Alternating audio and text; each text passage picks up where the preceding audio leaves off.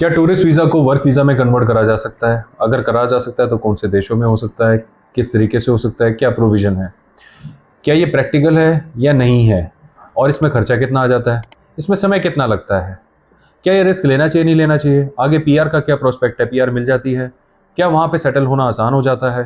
कहीं ऐसा तो नहीं कि हम कन्वर्ट करें और काम ना हो और पैसा भी वेस्ट हो जाए? ऐसे क्वेश्चंस लगातार कई वीडियोस में अलग अलग व्यूवर्स द्वारा, आप लोगों द्वारा पोस्ट करे जा रहे हैं।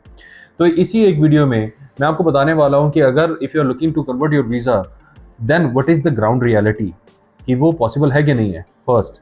सेकंड, अगर वो इनकेस अगर वो मुमकिन है तो फिर उसके स्टेप्स क्या हैं। थर्ड, कि आपको इसमें कितना समय लग सकता है। फोर्थ, वो किन लोगों के हो सकते हैं। फिफ्थ, उसमें खर्चा क्या आ जाता है और फ्यूचर प्रोस्पेक्ट्स क्या है। ऑलराइट, अब जैसा कि आप सभी जानते हैं कि वीज़ा कन्वर्जन के लिए जो वर्ल्ड वाइड लीडर था वो तो था पोर्चुगल। ओके, पोर्चुगल के अंदर आप वीज़ा कन्वर्ट कराते थे, आप एक टूरिस्ट वीज़ा पे जाते थे और पोर्चुगल के अंदर जाके उसका स्टेटस कन्वर्ट कराया जाता था। Second in the race was Canada. अगर आप कुछ रेशियो में कनाडा को फर्स्ट भी कह सकते हैं। कनाडा को मैं इसलिए फर्स्ट नहीं कर रहा क्योंकि एक्चुअल में पोर्चुगल का यही प्रोसेस सस्ता और फास्ट था, इसलिए मैं इसे फर्स्ट कह रहा हूँ। राइट, सेकंड पे आ गया कनाडा। अब जो कनाडा है उसने तो डिक्लेयर करा कि उसका LMIA प्रोसेस जो है अब आप नहीं करा सकते, यानी अगर कोई टूरिस्ट पे जाता है तो नहीं कर सकते। तो क्या उसकी ग्राउंड रियलिटीज क्या है और यही सारे क्वेश्चंस उसके क्या हैं, राइट, ये भी आपके मन में कंसर्न्स होंगे। तो इसका सबसे पहला आंसर है कि क्या वीज़ा कन्वर्ट हो सकते हैं। इसका आंसर है यस, कन्वर्ट हो सकते हैं, लेकिन आपको समझना पड़ेगा अभी जो मैं समझाने वाला हूँ। इससे पहले ऐसा ना हो कि आप अपना वीज़ा आपके पास है और आपने आज रात की फ्लाइट करी, परसों पहुंच गए और आपने बताया नहीं नहीं कन्वर्ट हो रहे, मैंने सुना है। आप कभी भी इन चीज़ों पर मत जाए, मैंने सुना है। आप इस चीज़ पर जाएँ, मैंने सुना है, मगर उसका सोर्स क्या है, मैंने सुना है मगर उसकी लीगैलिटी क्या है, मैंने सुना है लेकिन उसका बेस क्या है, उसकी फाउंडेशन क्या है। ओके, क्योंकि आजकल अफवाहें बहुत ज़्यादा हैं मार्केट में और अनफॉर्चुनेटली क्लिक बेटिंग बहुत ज़्यादा हो रही है यूट्यूब पे, यानी ऐसी चीज़ें बताई जा रही हैं जो एक्चुअल में एग्जिस्ट नहीं करती, just to gain views and you know. तो दिस इज एक्चुअली सैड। तो इसमें कैसे हो सकता है, देखिए, सबसे पहले अगर कोई टूरिस्ट वीज़ा पे आता है और वो वहाँ पे स्टडी करना चाहता है तो उसको पहले स्टडी वीज़ा की विंडो को एक्सप्लोर करना होगा। ओके, उदाहरण जैसे हम पोर्चुगल की बात कर रहे थे तो फिलहाल पोर्चुगल से ही बात कर लेते हैं। अगर पोर्चुगल में कोई टूरिस्ट वीज़ा पे पहुंचता है, ओके, और पोर्चुगल में स्टडी पे जाता है, कोई, मैं नहीं कह रहा कोई 3 साल की डिग्री करो आप, कोई 1 साल का डिप्लोमा जो आपकी फील्ड से रिलेटेड हो, जिससे आपका एक्सपीरियंस बढ़ सके, आपकी स्किल बढ़ सके, ऑलराइट, जो एक्चुअल में आपके काम का हो। जब आपने पढ़ना ही है तो क्यों ना कोई ऐसी चीज़ पढ़ी जाए जिससे आपका करियर सेटल होता हो, राइट। तो आप ऐसा कोई कोर्स करें और फिर उसके, क्योंकि ये हो जाता है यहाँ पर डिफरेंट प्रोस्पेक्ट्स लगते हैं आर्टिकल के। देखिए, article 88, 89, those articles were suspended, actual में सस्पेंड नहीं किए गए हैं, उनको ओवरऑल किया गया, यानी अब वो उस प्रोविजन में प्रैक्टिस नहीं किए जाते हैं जैसे होते थे। अब आपकी कोई फाइल लॉक नहीं हो सकती है, अगर आप ब्लू कॉलर जॉब पे जाते हो अब आपका काम नहीं बनेगा। ओके, तो यहाँ पर ये प्रोविजन जो है स्टूडेंट्स के लिए अभी भी ओपन है। तो आप जो है स्टडी वीज़ा पे जाएं, स्टडी वीज़ा के पास अपने कोर्सेज पूरे करें। अच्छी बात क्या होती है, जब आप कोर्स किसी रिप्यूटेड जगह से करते हैं ना, तो यही कोर्स करने के बाद कई बार वहीं पे ही प्लेसमेंट मिल जाती है आपको, कैंपस प्लेसमेंट जिसे कहते हैं, वहीं पे ही हो जाती है। कोर्स आपने पूरा करा, प्लेसमेंट डन। कई बार ऐसा भी होता है। वो डिपेंड करता है कि आपका कोर्स कितना डिमांड में है, आपकी स्किल कितनी डिमांड में है, आप किस स्ट्रीम से बिलोंग करते हो। ओके, तो पहला एडवांटेज तो यही होता है पढ़ाई करने का। दूसरा ये होता है कि जब वहाँ से आप पढ़ाई कर लेते हो तो आपको लेवरेज मिल जाता है, वर्क वीज़ा के लिए परमिशन मिल जाती है।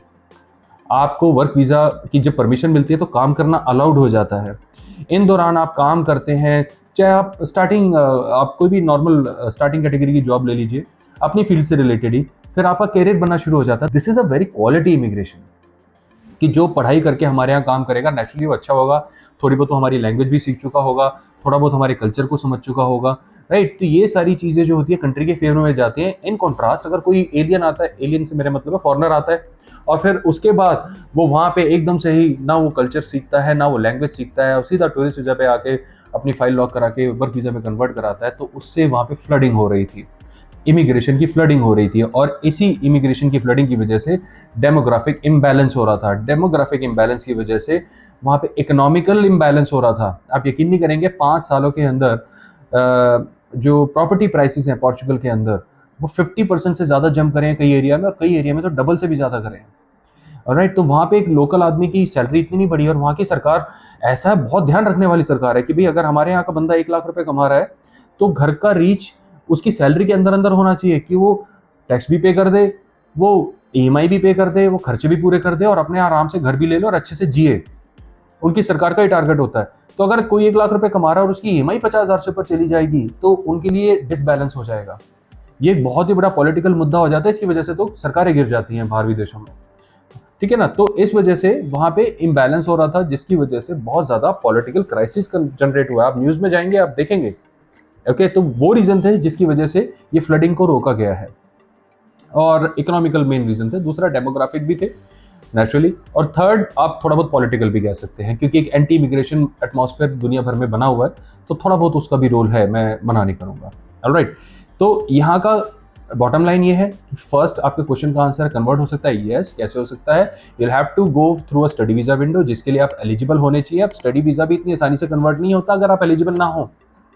अगर किसी ने 10th ही पास नहीं करी है, वो वहां पे जाके पोस्ट ग्रेजुएशन के कोर्स में फाइल करेगा, कैसे हो सकता है? इम्पॉसिबल है।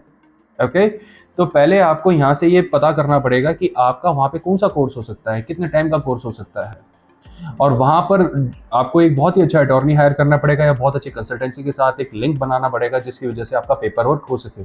आमतौर पे सारा काम यूनिवर्सिटी कर देती है। अगर आप इस सरदर्द में नहीं पढ़ना चाहते तो यही सारा काम यूनिवर्सिटी आपकी कराने में हेल्प कर देती है। वही आपको रेफरेंस दे देंगी, उन्हीं के थ्रू आपके पास काफ़ी सारा कुछ आ जाएगा।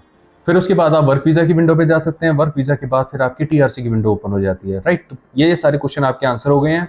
कन्वर्ट हो सकता है, स्टडी में हो सकता है, एलिजिबल कैंडिडेट्स का ही होगा, एवरीबडी का नहीं होगा। मैं फिर क्लियर कर रहा हूँ, हर एक का नहीं होगा, सिर्फ एलिजिबल पार्टीज का। थर्ड, उसके बाद आपको वर्क परमिट की परमिशन मिलती है। फिर उसके बाद आप रेजिडेंस परमिट डाल सकते हैं, जिसे TR या PR कहा जाता है, ओके, या ब्लू कार्ड कहा जाता है। अलग अलग कंट्रीज में अलग अलग नाम है इसके।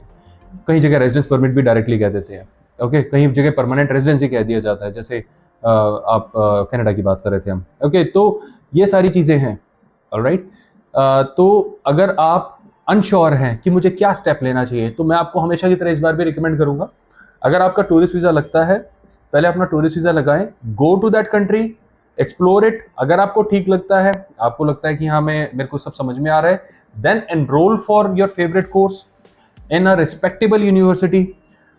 मेजोरिटी ऑफ द चांसेस ये रहेंगे कि आपको कैंपस प्लेसमेंट मिल जाएगी, वहीं से मिल जाएगी। नहीं हो पाता है, देन सेकंड ऑप्शन है that you take the help of a consultancy और एन अटॉर्नी फर्म या लॉ फर्म जिसे कहते हैं, आप उनको भी कर सकते हैं। बट मैं रिकमेंड करूंगा कि आप कंसल्टेंसी के थ्रू जाएं पहले, वो सस्ता होता है थोड़ा सा, और वो आपकी प्लेसमेंट में हेल्प करेंगी। प्लेसमेंट जो होगी स्ट्रिक्टली आपकी प्रोफाइल के बेस पे होगी। घोस्टिंग ना करें, फ्लडिंग ना करें, आपका प्रोफाइल खराब होगा, पैसे खराब होंगे। तो ये सारी चीज़ें तो हो गई। नेक्स्ट आ जाते हैं इसमें समय कितना लगता है। देखिए, जब आप स्टडी पे जाते हैं वहाँ पे और आप अपना इंटरेस्ट दायर करते हैं, सबसे पहला तो आप ऐसे टाइम पे ही जा सकते हैं जब वहाँ पे एडमिशन्स अभी भी अलाउड हो। आप बिल्कुल मिड ऑफ द सेमेस्टर में जाके अगर वहाँ पर अप्रोच करेंगे तो शायद कोई डिटेन नहीं करेगा। उस केस में आपको किसी प्राइवेट यूनिवर्सिटी के पास या प्राइवेट इंस्टीट्यूट के पास जाके कोई प्राइवेट कोर्स करना पड़ेगा। फिर उसमें आप कोई प्रोफेशनल कोर्स में नहीं जा पाएंगे, फिर आपको एडवांस कोर्सेज करने पड़ेंगे जो 6-6 महीने के डिप्लोमा होते हैं, फिर उसमें जाना पड़ेगा आपको। और उसमें भी आपका खर्चा थोड़ा सा ज़्यादा होएगा, क्योंकि वो एक प्राइवेट पार्टी है, तो they will charge little extra. इसमें समय कुछ नहीं लगता, 1 महीने के अंदर सारा काम हो जाता है, डिपेंडिंग ऑन आप कौन सा कोर्स लेते हैं, कहाँ पे एनरोल करते हैं, यूनिवर्सिटी में कैसे काम होता है। और मैक्सिमम टू मैक्सिमम लगा लीजिए कि 2 से 3 महीने के अंदर काम हो जाता है इसमें, आमतौर पे। ये स्टडी वीज़ा वाला कह रहा हूँ। फिर उसके बाद आप कोर्स करते हैं, फिर वो वर्क वीज़ा वाली जो परमिशन मिलती है वो भी 2 से 3 महीने के अंदर सारा पेपर वर्क हो जाता है, बल्कि मैं ज़्यादा ही कह रहा हूँ, उससे पहले ही हो जाता है। और फिर वहाँ पर आप रेगुलरली टैक्सेस पे करते हो, एक आइडियल सिटीजन की तरह रहते हो, तो लगभग मान के चलें कि आपका साल 1.5 साल के अंदर TR या PR बन सकता है। 2 से 2.5 साल के अंदर स्पेन के अंदर, 1.5 साल के अंदर पोर्चुगल के अंदर, और तकरीबन 4 से 5 साल के अंदर इटली के अंदर। ओके, अगर आप फ्रांस में इंटरेस्टेड हैं तो उसमें बहुत ही मुश्किल है, बट फिर भी अगर आप जाना चाहते हैं तो 7 से 8 साल फ्रांस और जर्मनी, बट बड़ा मुश्किल है उनमें। ऑलराइट, तो ये था सारा खर्चा। अब इसमें खर्चे पे आ जाते हैं। देखिए, यूजुअली तो क्या, वीज़ा की तो हमारी कोई फीस होती नहीं है, वो तो नॉर्मल सी, मतलब ऐसे नहीं फ्री में नहीं करते, बड़ी थोड़ी सी फीस होती है। तो आप एक नॉर्मल टूरिस्ट वीज़ा लगा के तो जा ही सकते हैं। जब आप वीज़ा कन्वर्ट कराते हैं, किसी अटॉर्नी की हेल्प लेते हैं, तो वो आपसे 2 तरीके से बिलिंग करता है। एक तो आपकी कॉन्ट्रैक्ट बिलिंग होती है कि वो आपकी पूरी सर्विस का कॉन्ट्रैक्ट लेता है, या फिर आपको आवरली वेज कॉन्ट्रैक्ट देता है कि भाई मेरे इतने घंटे लगे, उसके हिसाब से आप पेमेंट दो। तो आपको जो भी ठीक लगे, आवरली बेस पे ना पड़े, बहुत लंबा खींचेगा और बहुत महंगा पड़ेगा, एक सिंगल कॉन्ट्रैक्ट दें, आवर जितने मर्जी आपके हैं, मैं आपको सिर्फ इस काम के पैसे दे रहा हूँ। या फिर आप कंसल्टेंसी के थ्रू जा रहे हैं तो मैं इतने काम के दे रहा हूँ, ऑलराइट। और अगर आप यूनिवर्सिटी के पास जा रहे हैं तो आप मान के चलें लगभग 5 से 6 लाख रुपए का 1 साल का ठीक ठाक सा प्रोफेशनल कोर्स हो जाता है। हाँ, अगर आप एडवांस लेवल के आईटी फील्ड पे जाते हैं, मैं जो बात कर रहा हूँ इंजीनियरिंग की कर रहा हूँ, अगर आप आईटी वाईटी में जाते हैं तो 7 से 8 लाख रुपए साल की, और अगर आप मेडिकल फील्ड से हैं तो थोड़ा सा और एक्स्ट्रा 9-10 लाख रुपए तक लग सकता है 1 साल का। ओके, ये अच्छी यूनिवर्सिटीज़ की मैं बात कर रहा हूँ। इसके बाद आप अगर वर्क वीज़ा में जब आप एनरोलमेंट लेते हैं, लॉयर को हेल्प करते हैं या कंसल्टेंसी को हायर करते हैं, तो उसमें जो भी आपकी सैलरी होती है वो प्लस उनका service charge plus taxes, usually माना जाता है जितनी भी आपकी सैलरी है उसको आप 2 से 3 टाइम्स तक लेकर जाएं। मान लीजिए अगर आपकी 1000 यूरो की सैलरी है तो आपका खर्चा 2 से 3000 यूरो का तो आएगा ही आएगा। लॉ फर्म थोड़ा और एक्स्ट्रा लेगी आपसे इस चीज़ में, ऑलराइट। और जब आपका टीआरसी का नंबर आने लगेगा तो लगभग आप मान के चले तकरीबन 500 से 1000 यूरो के बीच में टीआरसी प्लस लॉयर की छोटी मोटी फीस जो होती है। तो कुल मिला के सारा यूनिवर्सिटी की फ़ीस हटा के जो सारा का सारा खर्चा आपका मेरे ख्याल से 7-8 हज़ार यूरो में हो जाना चाहिए। अब यूनिवर्सिटी की जब आप फीस ऐड करते हैं तो वो अलग कोर्स की, अलग यूनिवर्सिटी की, अलग सेमेस्टर की, हर तरह की अलग अलग फीस होती हैं। बट एक लमसम आइडिया अगर आप लेना चाहते हैं तो मेंटली प्रिपेयर रहे कि 15 से 20 हज़ार यूरो के बीच में आपका सारा प्रोजेक्ट कंप्लीट हो सकता है और आप एक अच्छा करियर एक स्किल्ड कैटेगरी में और एक ऐसी स्किल आप लें जो डिमांडिंग हो, जो आप कंट्रीब्यूट कर सकें इकोनॉमी में। जिस कंट्री में जा रहे हैं हमेशा उसका कल्चर सीखें, हमेशा उनके कल्चर की रिस्पेक्ट करें, उनकी लैंग्वेज सीखें। हम यहाँ पे इंडिया में टग ऑफ वॉर खेलते रहते हैं लैंग्वेज के पीछे, बाहर ऐसा नहीं है। They are very clear in their objective. उनको है कि भाई हमारे यहाँ रहना है तो हमारी लैंग्वेज सीखनी है, सीधी सी बात है, राइट। तो उनकी लैंग्वेज और उनके कल्चर की बेसिक अंडरस्टैंडिंग आपको होनी चाहिए। इससे क्या होगा, आप लॉन्ग टर्म लंबी रेस के घोड़े बनेंगे। ओके, तो आई होप कि इस वीडियो ने आपके काफ़ी सारे क्वेश्चंस के आंसर दिए होंगे। उसके बावजूद भी अगर आपके क्वेश्चन रहते हैं जो यहाँ पर डिस्कस नहीं किए गए हैं तो उसको कमेंट बॉक्स पे आप मेंशन कर सकते हैं। नेक्स्ट इसी सीरीज में नेक्स्ट वीडियो में हम वो सारे कंसर्न्स को भी एड्रेस करेंगे, right. So thanks for your time, all the best, bye bye.